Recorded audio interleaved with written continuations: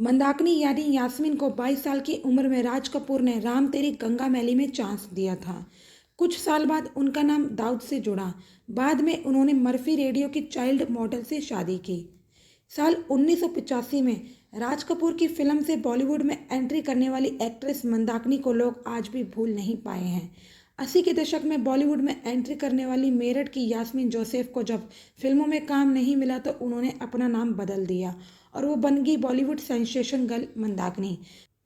पर क्या आपको पता है कि मंदाकिनी के अंडरवर्ल्ड डॉन दाऊद से रिश्तों के चलते भी कई अखबारों की सुर्खियों में रहना पड़ा। एक जमाने में बॉलीवुड में खासी चर्चा बटोरने वाली अभिनेत्री मंदाकिनी ने सिर्फ 22 साल की उम्र में ही बॉलीवुड के सबसे बड़े निर्देशक राज कपूर के साथ फिल्म राम तेरी गंगा मैली की थी। इस फिल्म से मंदाकिनी ने बहुत सफलता हासिल की। फिल्म में 2 जगह उनके सेमी न्यूड दिखाए गए थे जिसकी चर्चा आज भी है। वही सफ़ेद साड़ी में झरने के नीचे नहाने का सीन आज भी बॉलीवुड के सबसे बोल्ड दृश्यों में गिना जाता है। राज कपूर अपनी फिल्म के लिए एक नॉर्थ इंडियन लड़की को अपनी अगली फिल्म के लिए ढूंढ रहे थे। इसके बाद मंदाकिनी की मुलाकात राज कपूर से हुई। जब उन्होंने यास्मीन का स्क्रीन टेस्ट लिया तो उस रोल के लिए वो राज कपूर को पसंद आ गई और उन्होंने फ़ौरन उन्हें अपनी फिल्म में लेने का फैसला कर लिया। इस तरह यास्मीन को फिल्म राम तेरी गंगा मैली में गंगा का रोल मिल गया।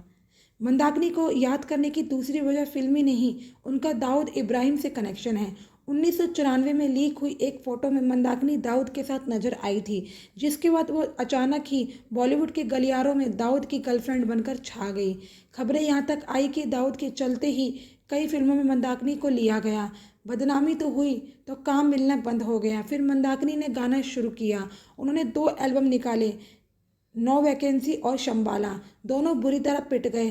कहा तो ये भी जाता है कि मंदाकिनी जब भी दुबई जाती थी तो वह दाऊद की विला पर ही रुकती थी। हालांकि एक इंटरव्यू में मंदाकिनी ने कहा था, मुझे समझ नहीं आता कि दाऊद के साथ मेरा नाम कब तक जुड़ता रहेगा। कई बार मैं कह चुकी हूँ कि दाऊद से कभी मेरा रोमांटिक रिलेशनशिप नहीं रहा। मंदाकिनी ने 1990 में डॉक्टर काग्यू टी रिनपोचे ठाकुर से शादी कर ली। ठाकुर 70 व 80 के दशक में मर्फी रेडियो के प्रिंट एड में नजर आते थे। ठाकुर बाद में बौद्ध भिक्षु बन गए। मंदाकिनी से शादी के बाद भी उन्होंने धार्मिक राह नहीं छोड़ी। इन दोनों के 2 बच्चे हुए, बेटा रबील और बेटी राबजे। अब मंदाकिनी और उनके पति मुंबई में एक तिब्बतन हर्बल सेंटर चलाते हैं। इसके अलावा मंदाकिनी तिब्बत योगा भी सिखाती हैं। एक शानदार शख्सियत की मालिका, पहली ही फिल्म में सफलता का स्वाद चखने वाली हीरोइन, एक झटके में लाखों लोगों को अपना दीवाना बनाने वाली एक्ट्रेस और फिर अंडरवर्ल्ड डॉन के साथ उनके रिलेशनशिप के चलते अपना करियर तबाह कर लेने वाली अदाकारा। 30 जुलाई 1963 को मंदाकिनी का जन्म पश्चिमी उत्तर प्रदेश के नामी शहर मेरठ में हुआ था। माता पिता ने मंदाकिनी का नाम रखा था यास्मीन। इसके पिता का नाम जोसेफ था, वो एक ब्रिटिशर थे। इस तरह इनका पूरा नाम था यास्मीन जोसेफ। इनकी मां का नाम था मुन्नी और वह एक कश्मीरी मुस्लिम थी। जोसेफ संग उनकी दूसरी शादी हुई थी। पहली शादी से उन्हें एक बेटी थी जिसका नाम परवीन खान। यास्मीन के 2 भाई और एक बहन और थी। यास्मीन के बड़े भाई का नाम भानु और छोटे भाई का नाम रुस्तम। यास्मीन की बहन का नाम छोटी था। वो डाउन सिंड्रोम से पीड़ित थी और साल 2013 में उनकी मौत हो गई। आपको बता दें कि यास्मीन के भाई बहनों की कोई तस्वीर इंटरनेट या किसी और पब्लिक डोमेन पर मौजूद नहीं है। क्योंकि यास्मीन बहुत खूबसूरत थी तो हर कोई उन्हें देखकर यही कहता था कि ये लड़की एक दिन ज़रूर कोई हीरोइन बनेगी। लोगों से मिलने वाली इस तारीफ ने कम उम्र में ही यास्मीन को फिल्म इंडस्ट्री की तरह अट्रैक्ट करना शुरू कर दिया। कम उम्र से ही फिल्मों में हीरोइन बनने का ख्वाब देखने लगी थी। 80 के दशक की शुरुआत से यास्मीन ने फिल्मों में काम हासिल करने के लिए मेहनत करना शुरू कर दिया था। सनी देओल की डेब्यू फिल्म बेताब और फिर 1983 में आई लावा के लिए उन्होंने ऑडिशन भी दिया था, लेकिन इनकी किस्मत ने इनका साथ नहीं दिया और ये फिल्में इन्हें ना मिल सकी। यास्मीन की किस्मत ने उस वक्त एक करवट ली थी जब कुमार गौरव के साथ उन्हें एक अघोषित फिल्म के लिए चुन लिया गया था। मगर उन दिनों कुमार गौरव अपनी पहली फिल्म लव स्टोरी की सक्सेस के बाद नए नए स्टार बने थे। उन्होंने स्टार वाला नखरा दिखाया और कह दिया कि अपनी पहली हीरोइन विजेता पंडित को छोड़कर अब वो और कोई नई एक्ट्रेस के साथ फिल्म नहीं करेंगे। कुमार गौरव के इस फैसले का नतीजा ये हुआ कि यास्मीन के हाथ से वो फिल्म निकल गई। यास्मीन को निराशा तो काफ़ी हुई, लेकिन उन्होंने हार नहीं मानी। यास्मीन ने कुछ ऐसी फिल्में भी साइन की जो कभी बन ही नहीं पाई, मगर 1985 में यास्मीन को एक ऐसी फिल्म मिल गई जिसने उनको फिल्म स्टार और फिल्म इंडस्ट्री से जुड़े लोगों के बीच उठने बैठने का मौका दिला दिया। ये फिल्म थी मजलूम, और यास्मीन ने इसे सन 1985 में साइन किया था। फिल्म के प्रोड्यूसर थे रंजीत विर्क, और इन्हीं के साथ यास्मीन को फिल्मी पार्टियों में जाने का मौका मिलने लगा था। रंजीत विर्क ने इन्हें माधुरी नाम दिया था। एक फिल्मी पार्टी में ही शोमैन राज कपूर की नज़र यास्मीन पर पड़ गई। उन दिनों राज कपूर अपने छोटे बेटे राजीव को बॉलीवुड में लॉन्च करने की तैयारी कर रहे थे और राम तेरी गंगा मैली नाम की फिल्म बनाने की प्लानिंग कर रहे थे। फिल्म के लिए उन्हें एक हीरोइन की तलाश थी। यूं तो उन्होंने डिम्पल कबाड़िया को लगभग साइन कर ही लिया था, मगर जब राज कपूर ने यास्मीन को देखा तो डिम्पल को अपनी फिल्म में लेने का इरादा उन्होंने ड्रॉप कर दिया। राज कपूर ने यास्मीन को राम तेरी गंगा मैली में काम करने का ऑफर दिया, जिसे यास्मीन ने बिना देर किए स्वीकार कर भी लिया। ये राज कपूर ही थे जिन्होंने मेरठ की यास्मीन जोसेफ को उनका फिल्मी नाम मंदाकिनी दिया था, वो नाम जो अब उनकी पहचान बनने वाला था। राम तेरी गंगा मैली में कुछ ऐसे सीन थे जो बेहद बोल्ड थे, लेकिन मंदाकिनी ने बिना किसी झिझक के वो सीन पूरे परफेक्शन के साथ शूट किए। वो सभी सीन इतने लोकप्रिय हुए कि फिल्म पूरी तरह से मंदाकिनी की फिल्म बन गई। राम तेरी गंगा मैली बहुत बड़ी हिट साबित हुई, लेकिन राजीव कपूर को इस फिल्म की सफलता से कोई फ़ायदा नहीं हुआ। यास्मीन को मिली लोकप्रियता से राजीव कपूर को बहुत बुरा लगा। उन्हें लगा कि उनके पिता राज कपूर ने फिल्म में उनसे ज़्यादा हीरोइन पर ध्यान दिया।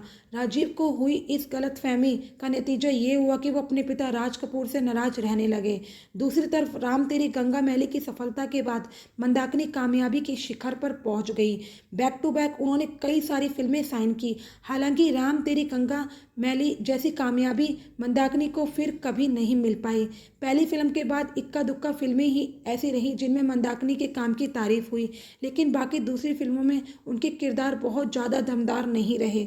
मंदाकिनी ने रंजीत विर्क की फिल्म मजलूम सबसे पहले साइन की थी, लेकिन राम तेरी गंगा मैली में बिजी होने के चलते वो इस फिल्म पर बहुत ज़्यादा ध्यान नहीं दे पाई। नतीजा ये भी हुआ कि ये फिल्म राम तेरी गंगा मैली से एक साल बाद यानी 1986 में रिलीज हुई। इसी वजह से रंजीत विर्क मंदाकिनी से काफ़ी नाराज भी रहने लगे थे। अपने फिल्मी करियर में मंदाकिनी ने लगभग 50 फिल्मों में काम किया था। मंदाकिनी का करियर जब अपने पूरे उर्ज पर था तब ही उन्होंने डॉक्टर कग्यू टी रिनपोचे ठाकुर से शादी कर ली थी। तिब्बती मूल के डॉक्टर ठाकुर मंदाकिनी से मिलने से पहले एक बौद्ध भिक्षु हुआ करते थे। ठाकुर दलाई लामा के फॉलोअर थे। 70 के दशक में मर्फी के मशहूर एडवर्टाइजमेंट में नजर आया वो क्यूट बच्चा दरअसल मंदाकिनी के पति डॉक्टर कग्यू टी रिनपोचे ठाकुर ही थे। शादी के कुछ साल बाद ही मंदाकिनी उस वक्त विवादों में आ गई जब अंडरवर्ल्ड डॉन दाऊद इब्राहिम के साथ इनकी कुछ तस्वीरें सामने आई। उन तस्वीरों में दाऊद संग दुबई में मैच देख रही थी। ये तस्वीरें सामने आने के बाद मंदाकिनी के बारे में अफवाह उड़ने लगी कि उन्होंने दाऊद से शादी कर ली है और दाऊद के बच्चे की मां भी बन चुकी है। हालांकि मंदाकिनी ने इन खबरों को कोरी बकवास बताया था। उन्होंने कहा था कि वो दाऊद को जानती जरूर है, लेकिन उसके गैर कानूनी धंधों के बारे में उन्हें कोई जानकारी नहीं थी। ना ही दाऊद संग उनका कोई भी अफेयर रहा है। शादी और बच्चे का तो कोई सवाल ही पैदा नहीं होता। वक्त के साथ दाऊद वाली इस कंट्रोवर्सी से तो मंदाकिनी बाहर आ गई, लेकिन इसका बहुत बुरा असर उनके करियर पर पड़ा। मंदाकिनी को अच्छी फिल्में मिलनी बंद हो गई और धीरे धीरे मंदाकिनी फिल्म इंडस्ट्री से दूर होती चली गई। मंदाकिनी की आखिरी फिल्म थी जोरदार, जो कि साल 1996 में आई थी। मंदाकिनी को गाने का भी काफ़ी शौक था। मंदाकिनी ने नो वैकेंसी और शंबाला नाम से 2 म्यूजिक एल्बम भी निकाले थे। वहीं नामी म्यूजिक डायरेक्टर रहे बप्पी लहरी संग भी मंदाकिनी ने साल 1986 में डांसिंग सिटी नाम का एक एल्बम रिलीज किया था। ओरिजिनली बप्पी दा ने ये एल्बम नाजिया हसन के साथ रिकॉर्ड किया था, लेकिन बाद में नाजिया संग बप्पी दा की बात बिगड़ गई और बप्पी दा ने नाजिया की जगह मंदाकिनी से इस एल्बम के सभी गीत रिकॉर्ड करवाए। मंदाकिनी इन दिनों अपने परिवार संग मुंबई में रहती हैं। उनका एक बेटा है जिसका नाम रब्बील है। बेटे रब्बील के साथ ही मंदाकिनी एक बार फिर से अपना कमबैक करने जा रही है। जल्द ही मंदाकिनी और उनके बेटे पर पिक्चराइज हुई एक म्यूजिक वीडियो रिलीज होने वाली है जिसका टाइटल है माँ ओ माँ। मंदाकिनी के बेटे रपील ने बुशरा भट्ट से शादी की है। बुशरा भट्ट को देखकर लोगों को लगता है जैसे वो कोई मॉडल या एक्ट्रेस है। हालांकि बुशरा फिल्म प्रोडक्शन के काम से जुड़ी है। मंदाकिनी की एक बेटी भी है जिसका नाम रब्जे इनाया है। एक दौर में जवान दिल लड़कों की धड़कन रही मंदाकिनी अब बुद्धिस्ट तौर तरीकों से अपनी ज़िंदगी गुजार रही हैं। मुंबई में मंदाकिनी तिब्बतन योगा सेंटर चलाती है जबकि इनके पति इनके साथ ही एक तिब्बतन हर्बल सेंटर चलाते हैं। मंदाकिनी को उनके जीवन की हर वो खुशी मिली जिसकी वो ख्वाहिश रखती है। कुछ सालों के लिए ही सही, लेकिन मंदाकिनी ने फिल्म इंडस्ट्री में अपना काफ़ी योगदान दिया है।